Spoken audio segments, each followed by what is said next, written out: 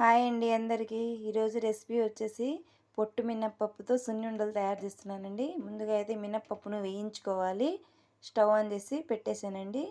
పప్పు అయితే వేగాయి, ప్లేట్లోకి తీసేసుకుందాము. మినప్పప్పు తీసుకున్నానండి. ఒక గ్లాస్ బియ్యం వేసుకుని బాగా వేయించుకోవాలి. బియ్యాన్ని కూడా ఎర్రగా వేగాలి. బియ్యం కూడా వేగాయి, ఇందులో కలిపేసుకుందాం. మిక్సీ జార్లో వేసుకొని మెత్తగా మిక్సీ పట్టుకోవాలి అండి. పిండిని అయితే బాగా మెత్తగా పట్టుకున్నానండి. ఇందులోకి ఒక హాఫ్ కిలో చక్కెర తీసుకున్నానండి. చక్కెర కూడా బాగా పౌడర్ వేస్తున్నానండి. రుచికి సరిపడా వేసుకోవాలండి. చక్కెర సరిపోకుండా మళ్ళీ అయినా కలుపుకోవచ్చు కదండి. పిండిలో బాగా కలిపేటట్టు బాగా కలుపుకోవాలండి. పిండిని వేసుకుందామండి. నెయ్యి అయితే కంపల్సరీ ఇందులోకి బాగా కలుపుకోవాలండి. కలుపుకున్నాక చిన్న చిన్న బౌల్స్లా తయారు చేసుకోవాలండి.